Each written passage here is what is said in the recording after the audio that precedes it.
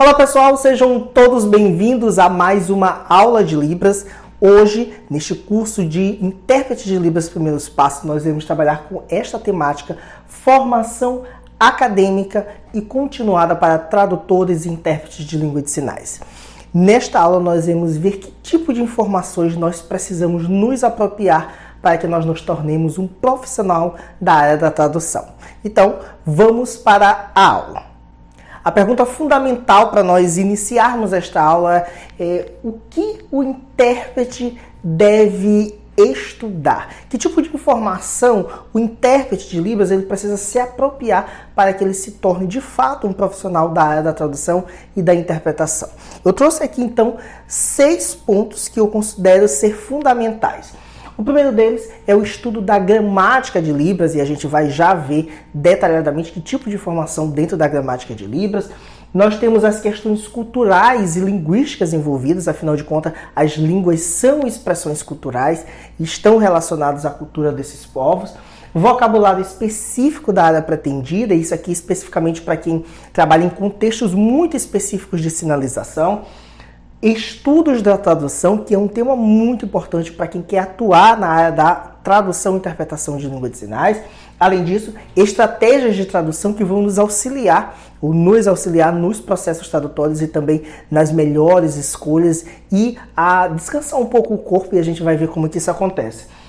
Também entender um pouco sobre os tipos de textos ou tipologias textuais vão nos ajudar a fazer melhores escolhas tradutórias e também a nos expressar melhor em língua de sinais. Esses 6 pontos nós iremos agora detalhadamente ver cada um deles e como esses conteúdos podem nos auxiliar a nos tornarmos melhores tradutores e intérpretes de língua de sinais.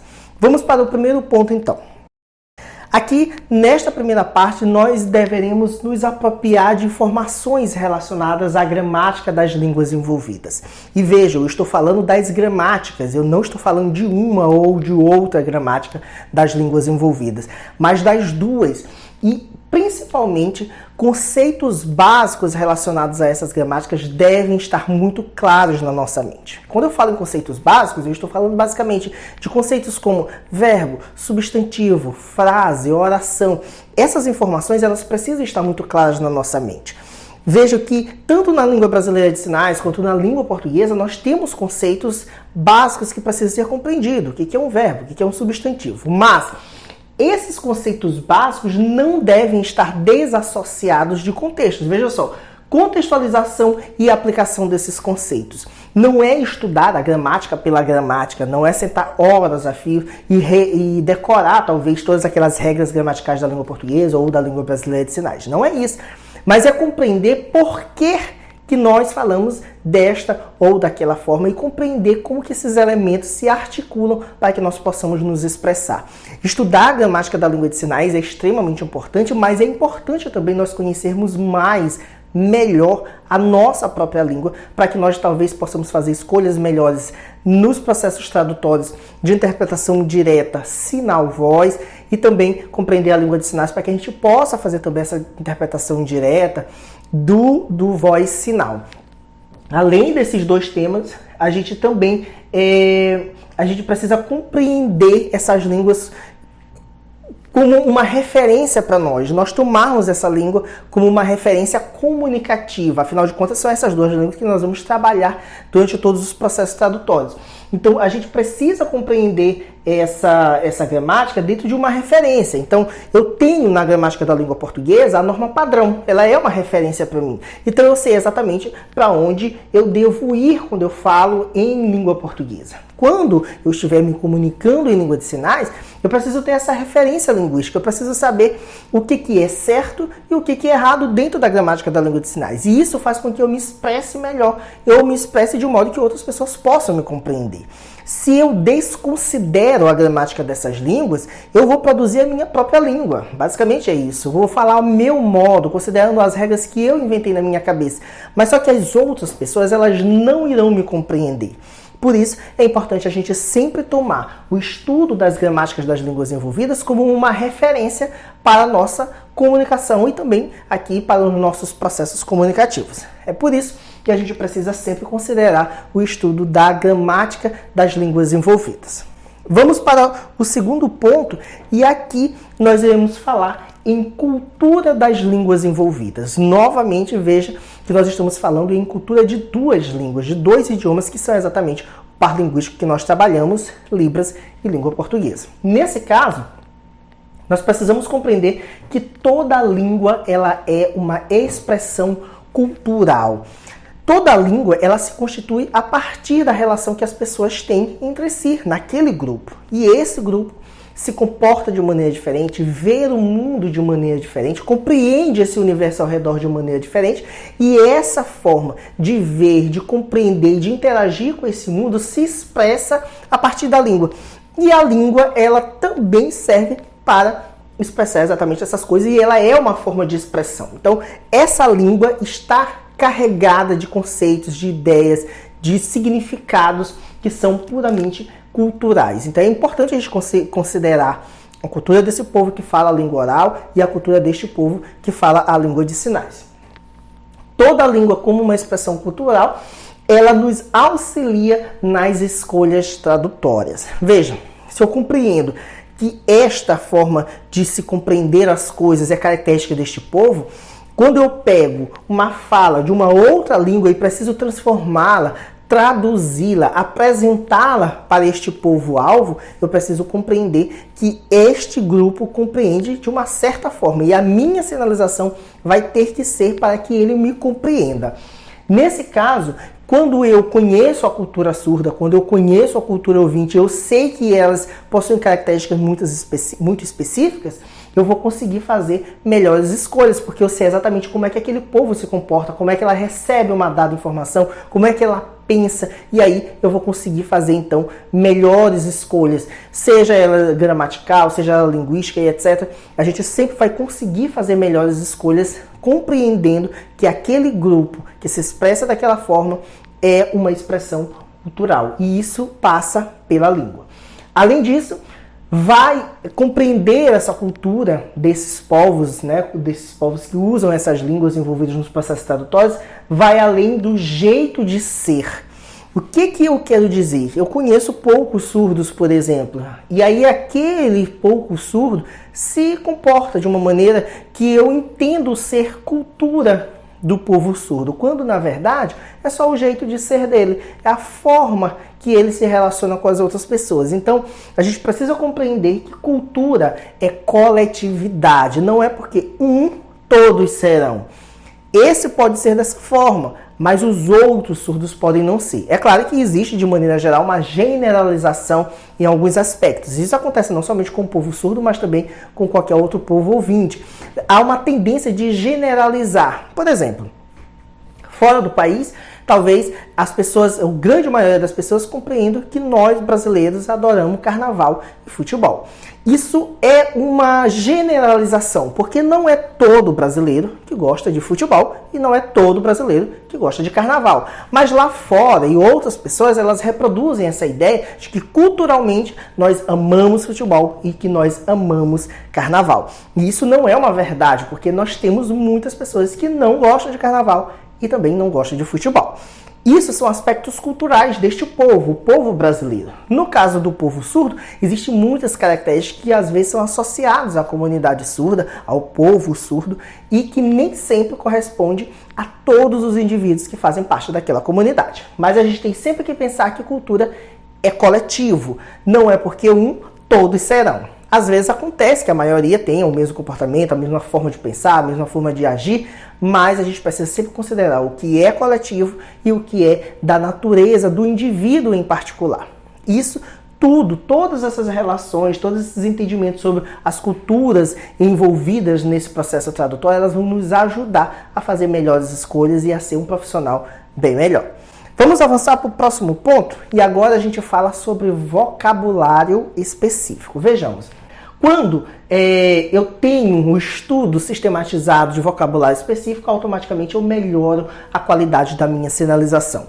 Se eu faço estudos específicos, quando eu precisar sinalizar com esse contexto, eu vou com certeza ter suporte, ter subsídio, ter condições de fazer escolhas tradutórias que vão se expressar numa sinalização melhor. Vou dar um exemplo muito claro. Se você é um profissional que trabalha na área jurídica, você necessariamente precisa conhecer termos muito específicos dessa área. Termos relacionados a processos judiciais, termos relacionados a relações judiciais ou brigas judiciais entre partes. Todos esses termos que talvez você precise conhecer, eles vão lhe ajudar dentro do processo tradutório naquela área. A mesma coisa para quem trabalha na área da saúde, é importante conhecer sinais, por exemplo, médico, sinal de algumas doenças, de alguns procedimentos médicos, de utensílios, de comportamentos médicos, tudo isso é um grupo de vocabulário, é um grupo de termos que é muito específico daquela área. E se você se apropria, se você estuda sistematicamente isso, você melhora a qualidade da sua sinalização, porque você sabe o que você está dizendo. E aqui eu vou abrir uma exceção para falar sobre alguns profissionais que geralmente estão no começo de carreira, tendem a aceitar qualquer tipo de trabalho. E é muito importante a gente tomar cuidado com isso, porque nem sempre nós teremos condições linguísticas de nos expressarmos com qualidade em relação àquele tema. Então, as pessoas, de maneira geral, que não são tradutores, elas têm um entendimento de que porque nós falamos uma língua, nós conseguiríamos interpretar qualquer contexto. E isso não é uma verdade. Nós precisamos compreender que em alguns contextos, embora a gente seja fluente na língua, a gente consegue falar sobre esses temas ou conversar sobre esses temas, mas no caso de traduzir e de interpretar um evento específico de uma área, é muito importante que a gente tenha um aprofundamento, uma sistematização nesses estudos para evitar passar vergonha. No segundo ponto, reunir sinais em glosas é uma estratégia que vai nos ajudar a ampliar o nosso vocabulário. Então vejamos, se você precisa estudar vocabulários específicos para a área da saúde, você pode reunir esses sinais que bem provavelmente você não vai conseguir gravar todos eles na mente só de uma vez. Você vai salvando ele numa glosa, que a gente chama, vai registrando em escrita de sinais, pode guardar numa pastinha vários vídeos, pode reunir livros que são dessa área. Então veja que você vai aglomerando essas informações e sempre que você precisar, você sabe aonde encontrá-las. Então construir glosas, construir grupo de vocabulários específicos, se você é de uma área específica, vai lhe ajudar a crescer como profissional. Ainda assim, reunir e contactar colegas da área. Se você é um profissional de uma área muito específica, educação, saúde, jurídico, comércio e etc., você deve estar em contato sempre com seus colegas de profissão e que trabalham exatamente nessa mesma área. Mas não impede, obviamente, o contato com profissionais de outras áreas. Mas dentro da mesma área, é muito importante que você faça essa troca, que você dinamize as suas possibilidades.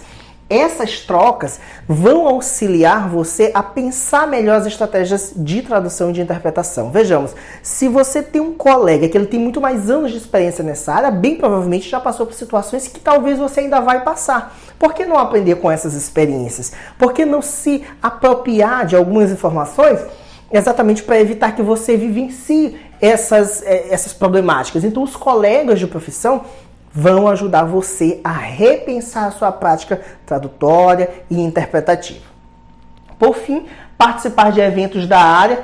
Ainda tem mais um ponto. Participar de eventos da área está muito relacionado com contactar com colegas, porque geralmente, quando a gente vai para um evento específico da nossa área de tradução, educação, ou um evento da área da saúde, ou um evento religioso, ou um evento de comércio, jurídico, etc., nesses eventos, a gente tem um contato com os profissionais e a gente começa a crescer, porque a gente começa a ampliar a nossa possibilidade. Por exemplo, um congresso de intérpretes que trabalham somente na área jurídica, por exemplo, interpretando audiências de presos que são surdos ou de surdos que estão na condição de privação de liberdade.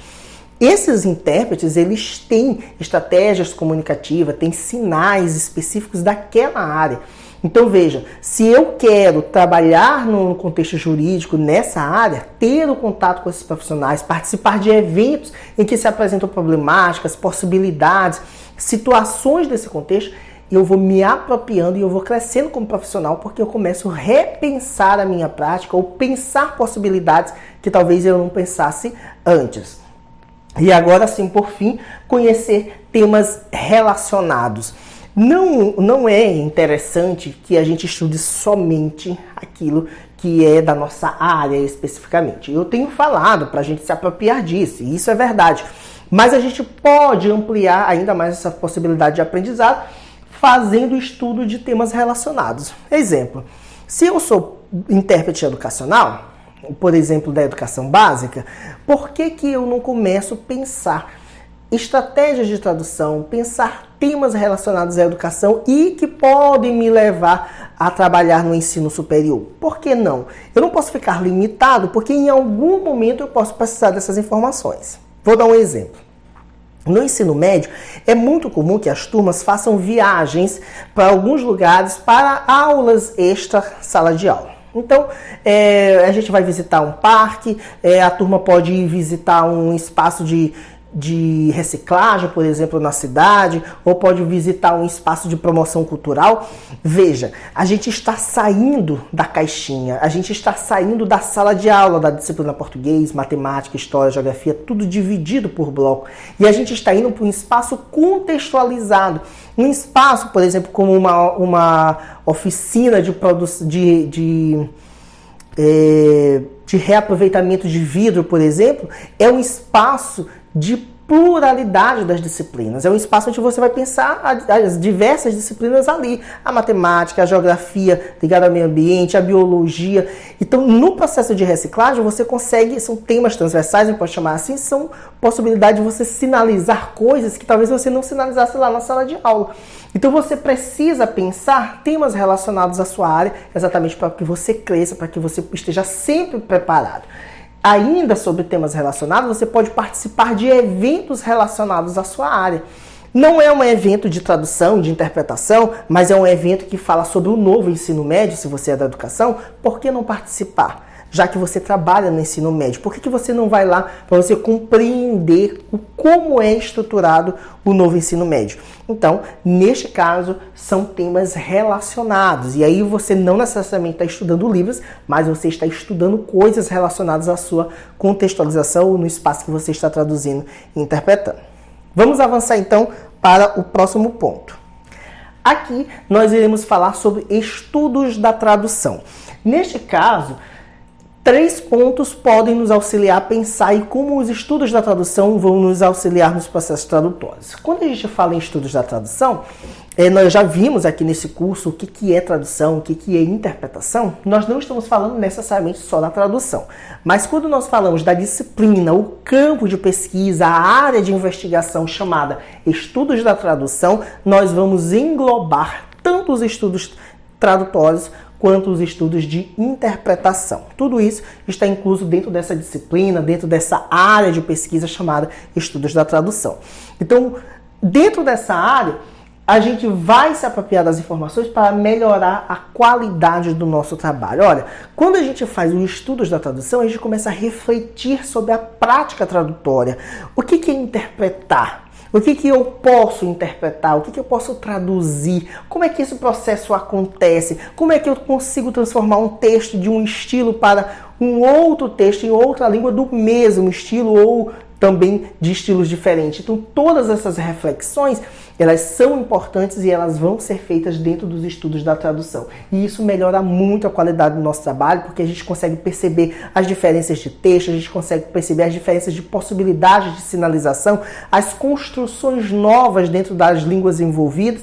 Tudo isso faz com que a gente melhore, então, a qualidade do nosso trabalho. E aí, a gente vai automaticamente melhorando esse trabalho, auxiliando as nossas escolhas tradutórias. À medida que eu me aproprio dessas informações sobre estudos de tradução, eu consigo repensar melhor o texto que eu estou recebendo, repensar melhor a posição que eu me encontro na condição de tradutor e intérprete de língua de sinais, e aí as minhas escolhas tradutórias, se este classificador está bom, se esta palavra expressa bem essa ideia que o enunciado está me apresentando, que esta pessoa está me apresentando, todas essas reflexões fazem com que a gente faça melhores escolhas tradutórias, melhores sinais escolhidos, melhores estratégias, melhores posições, melhores articulações entre os elementos do texto. Tudo isso são escolhas tradutórias.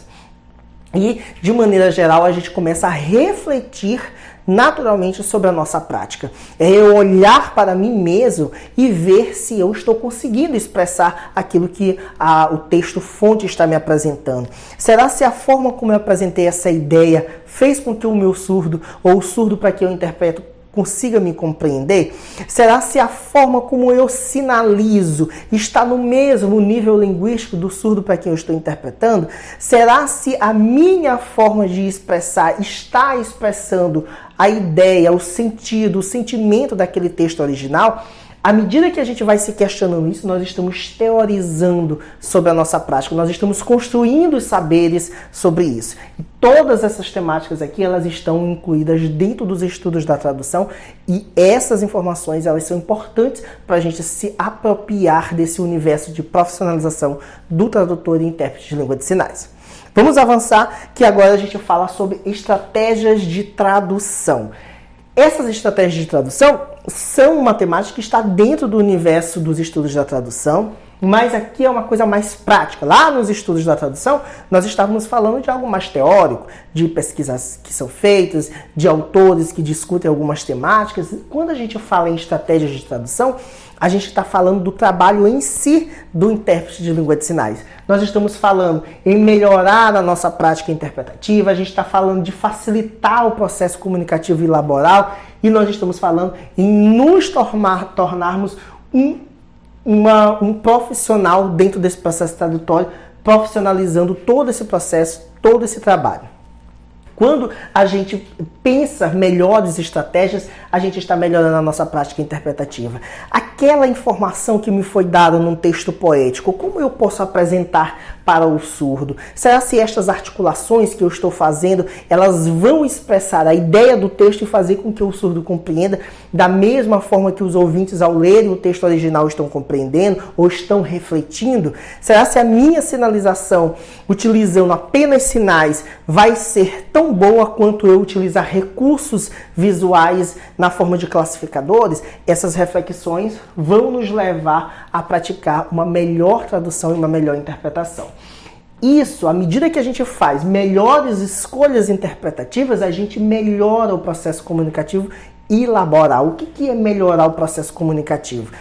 Se eu tenho uma frase e eu sinalizo ela linearmente, sinal por sinal, fazer uma articulação aqui somente com sinais, desconsiderando os recursos de classificador que a gente tem nas línguas de sinais, eu estou talvez me cansando mais. Eu estou deixando de produzir uma língua mais natural para o surdo. E aí eu não estou facilitando o processo comunicativo. Eu não estou facilitando aquela pessoa surda a compreender o que eu quero dizer ou o que o palestrante está dizendo através da minha sinalização.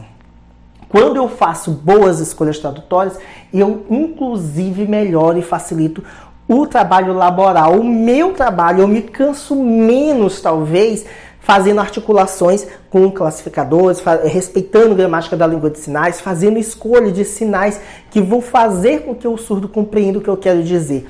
Então eu posso me cansar menos fazendo melhores escolhas. Se eu não faço boas escolhas, talvez eu me canse mais e ainda assim não consiga expressar aquilo que eu quero expressar. Para finalizar, a gente profissionaliza o processo de tradução e a gente se torna um profissional também. À medida que eu faço boas escolhas, à medida que eu facilito o processo comunicativo e facilito o meu trabalho como intérprete, eu automaticamente estou me transformando num profissional da área da tradução, porque eu ganho experiência com cada encontro que eu tenho com o processo comunicativo em língua de sinais e também em língua portuguesa.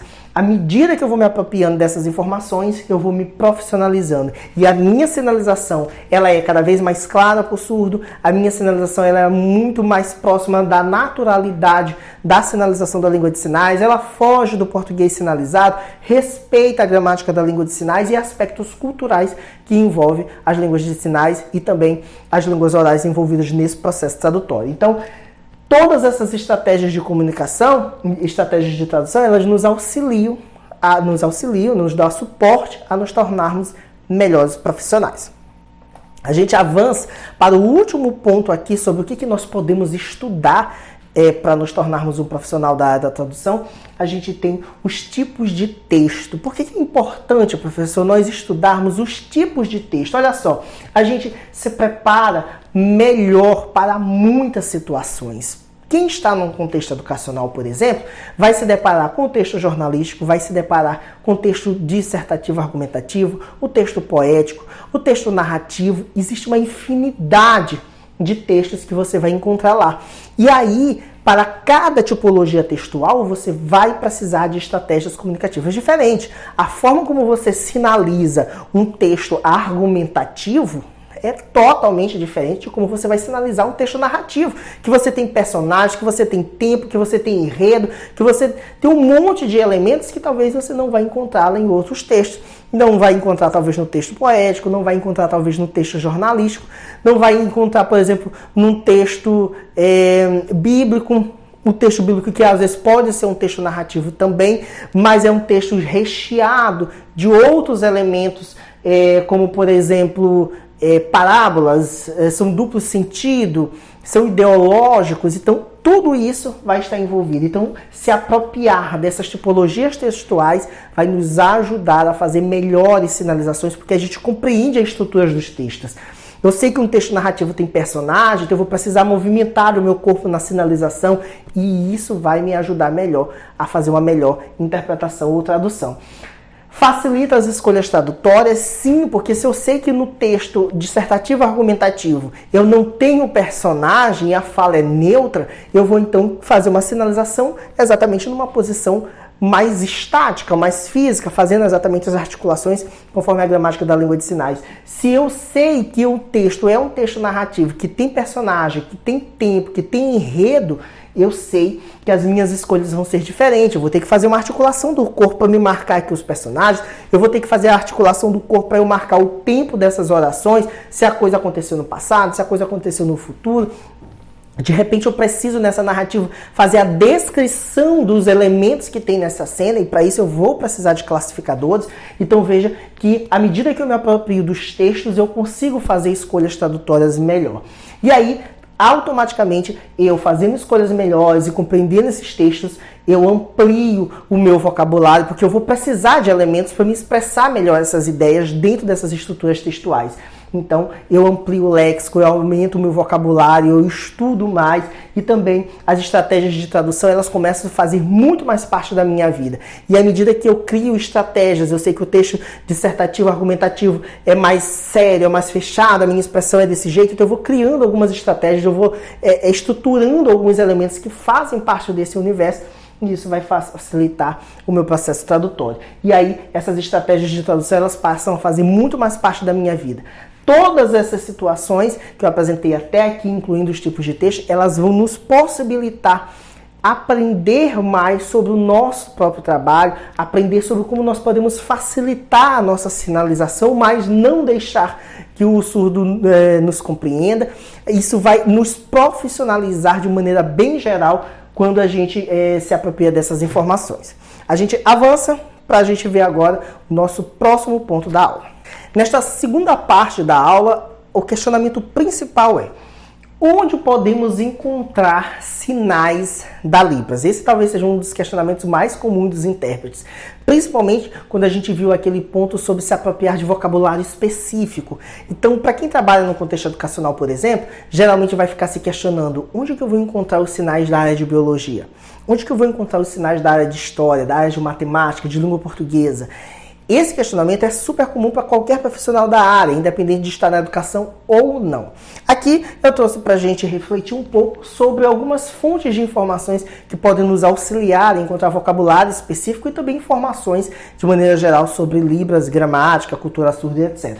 Mas, bem especificamente sobre vocabulário, a gente tem as possibilidades de encontrar em livros, em dicionários e enciclopédias, sites especializados, canais do YouTube, redes sociais e bibliotecas, a biblioteca do curso, deste curso. A gente vai ver individualmente cada um desses tópicos e a gente começa falando sobre livros de Libras. Que livros nós podemos utilizar para nós aprendermos sobre língua de sinais? Aqui eu tenho alguns livros, eu tenho três 3 livros aqui que eu vou indicar para vocês, que eu acho que são necessários, básicos, vale a pena a gente ter, se precisar comprar. O primeiro deles é a coletânea da Márcia Honora, que muitos de vocês já devem conhecer. São esses livros de capa verde, laranja e vermelha. São geralmente sinais muito básicos, elementares, mas necessários para os processos comunicativos. Vale muito a pena, não tem um custo muito alto, você consegue encontrar na internet eles vendidos separadamente ou pode comprar também o kit. São livros de Libras com sinais de Libras e além de sinais, informações sobre língua brasileira de sinais, sobre gramática e sobre outros temas de Libras na abertura do livro, fazem parte desse universo e vale muito a pena. A segunda indicação sobre o livro de Libras é esse livro chamado Libras em Contexto. É, na verdade, uma apostila do curso básico de Libras do Instituto Nacional de Educação de Surdos, INES, lá no Rio de Janeiro. E esse livro, da autoria da professora doutora Tânia Amara Felipe, é um livro que possui muita informação sobre gramática de língua brasileira de sinais. Esse material, ele não está disponível para venda, mas você consegue encontrar ele na internet com muita facilidade. O outro livro de Libras que vai ajudar também, não com vocabulário, mas também com gramática, é o livro chamado Por uma Gramática de Língua Brasileira de Sinais. Este livro é extremamente raro, você talvez não encontre ele para vender na internet, tá? Porque ele não é mais produzido, mas você talvez possa encontrar ele em sebos, etc. Existe uma versão em PDF dele na internet, mas é bem difícil de encontrar. E a professora Lucinda Ferreira Brito é uma das primeiras pesquisadoras de gramática de língua de sinais do país. Esse livro é uma referência, inclusive a Tânia Felipe, quando construiu o Libras Contexto, considerou informações que estão dentro desse livro por uma gramática de língua de sinais da professora Lucinda Ferreira Brito. Esses 2 livros, da professora Lucinda e Libras em Contexto, eles estão em PDF na biblioteca deste curso que eu vou apresentar depois como é que você pode acessar. Estes livros, eles não estão disponíveis em PDF, mas você consegue comprá-los com muita facilidade na internet e não tem um custo muito alto. Vamos avançar e a gente vai ver então agora dicionários e enciclopédias. Basicamente no Brasil, o único autor que tem um dicionário de muita qualidade em língua de sinais é o Fernando César Capovilla. Ele tem esta última versão do dicionário, que é o Date Libras, o dicionário da língua de sinais. Ele é trilingüe, é português, é inglês e é língua de sinais. Esta última versão é uma versão com 3 volumes, é um valor um pouco menos acessível, mas é um valor que é possível a gente dividir em suaves prestações, é possível a gente comprar ele somente em kit de 3, eu desconheço a possibilidade de comprar individualmente. Isso, dicionários. Existem outras versões, é uma versão Date Libras que é com 2 volumes apenas, esse aqui é a versão mais recente com 3 volumes. As enciclopédias do mesmo autor, Fernando César Capovilla, é dividido por áreas. Aqui eu tenho somente 6 imagens, mas de maneira geral são 8 volumes. E a gente tem aqui educação, arte e cultura, relações familiares, comunicação, religião e eventos, medicina e saúde, palavras de função gramatical e assim sucessivamente. Essas enciclopédias vão apresentar, de maneira geral, muitos sinais que estão aqui no dicionário, mas a diferença é que aqui elas estão separadas por contexto. Por exemplo, esse livro aqui, que é o volume 4, Comunicação, Religião e Eventos. Então ele vai apresentar verbos relacionados ao processo de comunicação, verbos relacionados à religião e a eventos.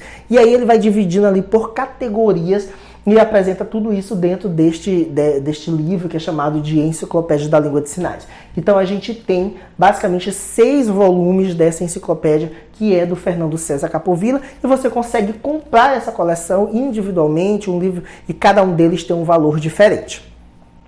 A gente avança para sites especializados. Aqui eu tenho a indicação de praticamente só um site, mas que tem 2 serviços muito importantes. O primeiro deles é a TV INES, que é um serviço de televisão do Instituto Nacional de Educação de Surdos, que fica no Rio de Janeiro. A TV INES é uma TV totalmente em língua de sinais, então os telejornais, as reportagens, o noticiário, todo ele é feito em língua brasileira de sinais. E aí você tem um site especializado em que você vai ver as notícias do dia a dia, do Brasil e do mundo, todas apresentadas em Libras. E isso faz um enriquecimento muito grande de vocabulário, de cultura surda, de gramática de língua de sinais, porque aquelas pessoas que trabalham no jornalismo da TV Inis são pessoas fluentes em língua de sinais, geralmente pessoas surdas, mas que compreendem muito da língua de sinais. Então elas conseguem se expressar com uma língua de sinais de muita qualidade, muito rica, e por isso é uma grande oportunidade de aprendizado. Além disso, este outro site que também é ligado ao Inis é o Dicionário Online de Libras. Esse site, ele é um dicionário em que você pode pesquisar sinais de vários contextos, de várias áreas, que você pode pesquisar por ordem alfabética da língua portuguesa, você pode fazer pesquisa por mão, por configuração de mão, por exemplo, meu Deus, como é que eu vejo um sinal que é feito com esta configuração? Então, esta configuração você vai escolher na tabela de configurações e o site vai te mostrar, então, todos os sinais registrados naquele site que são feitos com esta configuração. Então, um site, para quem é iniciante de língua de sinais, é muito bom e que às vezes nos auxilia a encontrar um sinal ou outro que a gente talvez tenha esquecido e que esteja precisando num processo tradutório. Com relação aos canais do YouTube, o que nós temos aqui são algumas sugestões de canais em que a gente pode encontrar informações precisas e de qualidade sobre a língua brasileira de sinais. Eu estou falando de grandes profissionais que possuem canais dentro do YouTube que auxiliam a gente a nos apropriarmos de vocabulário muito específico. Por exemplo, esse canal aqui, TV Justiça Oficial. Nesse canal a gente tem esses dois profissionais que eles vão apresentar vários termos da área jurídica.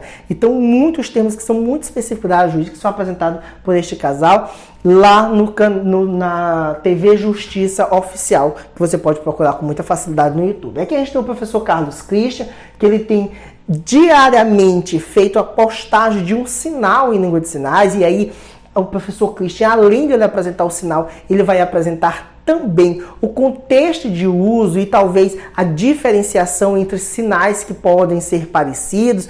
Às vezes uma palavra, um termo em português tem 2 ou 3 sinais, ele apresenta a diferença de contexto de aplicação de cada um desses sinais. Então é um site, é um canal incrível que você tem a possibilidade de diariamente aprender um sinal novo. A gente tem o canal da Tati Libras, que é a Thalita Pedrosa, ela é tradutora e intérprete de língua de sinais. Ela também apresenta muito comumente no canal dela sinais que às vezes são muito difíceis de nós encontrarmos. Ela consegue identificar, ela verifica, pesquisa com a comunidade surda e apresenta no canal do YouTube dela. É um canal que vale muito a pena. Talvez muitos de vocês já conheçam a Thalita Pedrosa pelos GIFs e pelos memes que aparecem aí nos grupos de WhatsApp. Ela tem muitos sinais que valem muito a pena, porque são sinais que às vezes a gente não consegue encontrar nos dicionários, sinais de terminologias muito modernas, muito novas, você vai encontrar dentro do canal do YouTube da Thalita Pedrosa. E aqui, não menos importante, a professora Paula, ela é uma professora surda que tem um canal lá no YouTube chamado de Libras Natural. Ela conta muitas histórias em língua de sinais, ela tem uma sinalização muito clara, uma sinalização muito natural em Libras que você consegue compreender sem muitas dificuldades, mesmo sendo iniciante. Ela é uma professora de Libras, ela ensina também muitos sinais específicos de algumas áreas, mas sempre muito contextualizado, porque ela sempre vai apresentar esses sinais baseado em uma história que ela passou, uma história que ela criou, e ela sinaliza isso de maneira muito clara. Tem a tradução para a língua portuguesa a partir da intérprete dela, mas você pode fazer o teste de assistir os vídeos da professora Paula sem o áudio da tradução. E aí você vai treinando a sua língua de sinais e se apropriando muito mais dela. Estas são algumas indicações. É claro que no YouTube existe uma infinidade de pessoas que trabalham com apresentação de sinais, termos específicos de área, mas é sempre bom que você faça um filtro dessas informações, verifique a procedência, se são professores surdos, se são professores que têm um certo nome já na área, que são pesquisadores, para você não pegar qualquer sinal feito de qualquer forma ou por qualquer pessoa que talvez não tenha tanto estudo. Sobre as redes sociais, a gente tem, eu vou apresentar aqui para vocês, sugerir basicamente os 3 professores que eu apresentei sobre o YouTube. A professora Paula, a professora Thalita Pedrosa e o Carlos Christian, além, claro, do professor Anderson, este professor humilde que está trabalhando com vocês aqui essa temática. Então, esses professores são professores que estão nas redes sociais, Facebook, Instagram, WhatsApp, e que sempre estão compartilhando informações sobre Libras.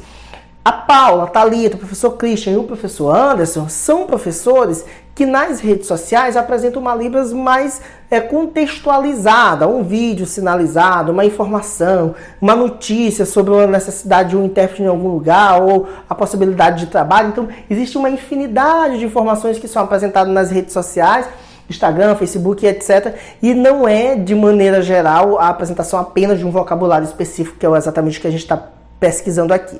Mas vejam, eu tenho dito neste curso que não adianta a gente se apropriar apenas da gramática, se apropriar apenas do vocabulário, se apropriar apenas de uma ou de outra informação. Mas vejam, estes profissionais, eles são profissionais que apresentam a Libras da sua forma mais natural. Principalmente a professora Paula e o professor Christian, que são pessoas com surdez. Essas pessoas, elas sabem melhor do que ninguém quais são as melhores formas de se expressar, se uma informação está correta ou não, porque são pesquisadores da área, são estudiosos da área.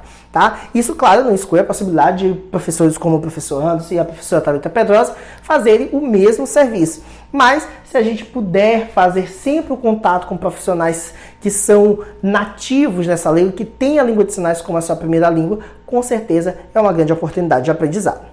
E aí, por fim, também não menos importante, eu vou apresentar para vocês a nossa biblioteca deste curso, que é uma biblioteca que eu estou construindo. Isso quer dizer que ela não está pronta e talvez nunca fique pronta, porque ela é uma biblioteca permanente, é uma biblioteca que eu compartilho informações, livros em PDF que eu sempre vou encontrando pela internet, compartilhado nos grupos, compartilhado nos sites.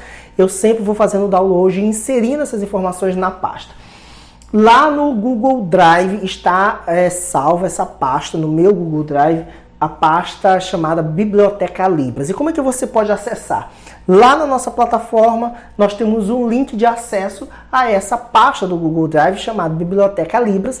E lá dentro dessa biblioteca, dentro dessa pasta, você vai encontrar várias pastinhas. Cada uma dessas pastas está relacionada a uma área ou uma disciplina específica. Por exemplo, como eu sou um profissional da área da educação, eu dividi então as pastas das disciplinas para facilitar. Então tem uma pasta de geografia, tem uma pasta de história, uma de português, de ciência e assim sucessivamente. Mas também existem pastas que elas são específicas de áreas. Por exemplo, área da religião. Então a gente tem vocabulário específico cristão católico, cristão evangélico, espírita, umbanda. Então várias religiões estão com o material ali reunido.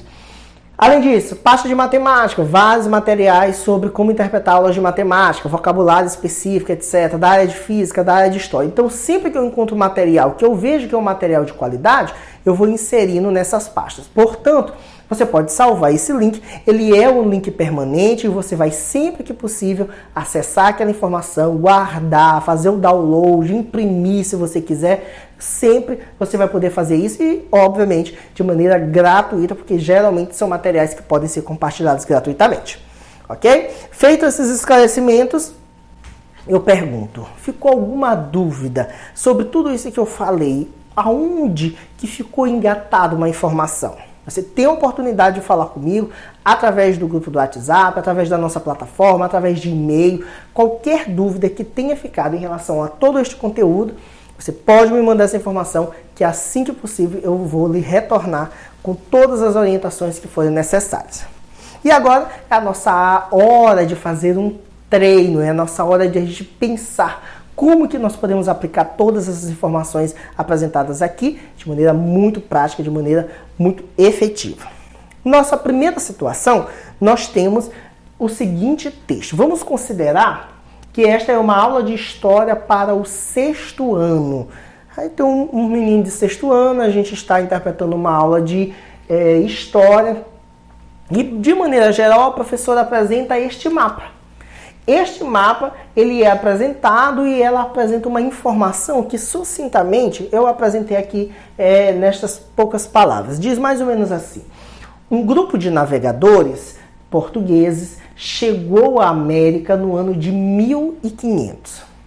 Aqui encontraram povos nativos, a quem chamaram de índios, porque acreditavam que aqui eram as Índias. E aí, a minha sugestão agora é que você reflita como é que eu posso sinalizar esta informação. Veja, nós não estamos aqui pedindo para você sinalizar este texto, mas para você pensar como você sinalizaria estas informações da sua forma. Como você apresentaria essa informação em Libras, considerando este texto e considerando esta imagem? Existem muitas reflexões que a gente pode fazer aqui, mas, de maneira geral, você vai ter que pensar sobre como é que eu vou interpretar a ideia desse tempo de 1500, como é que eu vou interpretar a ideia desse povo nativo, como é que eu vou interpretar essa expressão que está entre aspas, como é que eu vou interpretar o que eram as Índias. Todas essas relações e essas marcações de informações, elas vão precisar estar na sua sinalização. Como você faria isso? Você vai refletir e se você quiser comentar sobre esta reflexão, você pode me mandar mensagem e me sugerir uma tradução, uma sinalização sobre esta situação de uma possível aula de história do 6º ano. Vamos avançar e agora a gente tem uma possibilidade de fazer a sinalização de uma aula de matemática. Como então eu sinalizaria esta fórmula matemática? Esta é a famosa e talvez temida fórmula de Bhaskara. Esta fórmula é uma fórmula muito comum no estudo da matemática. Muitos de nós, com certeza, devemos lembrar alguma situação complicada para resolver esta operação matemática. E aí eu pergunto, se o professor escreve esta fórmula matemática no quadro e depois ele começa a fazer a leitura dela, como você sinalizaria isso para o surdo? Que tipo de estratégia você utilizaria para você apresentar, então, esta fórmula para o surdo? Aqui a gente tem também muitas reflexões a serem feitas. Eu faria apenas uso de apontação, mostrando, à medida que o professor fosse falando, eu apresentava, então, cada um desses elementos. Eu sinalizaria aqui toda essa expressão, fazendo demarcação de espaço de todos esses elementos, quem está em cima, quem está embaixo, quem está por baixo de... Como eu poderia sinalizar esta fórmula matemática para que o surdo, aqui não tem a série, mas provavelmente ali 7º ou 8º ano, compreender esta fórmula? Como eu faria? As suas reflexões também podem ser compartilhadas comigo através de qualquer um dos canais de comunicação deste curso. E agora, não menos importante também, nós temos uma atividade para casa, que é uma atividade de reflexão muito parecida com o que a gente acabou de pensar aqui. Agora, o que você vai fazer é estruturar uma sinalização de uma possível aula de geografia de 6º ano.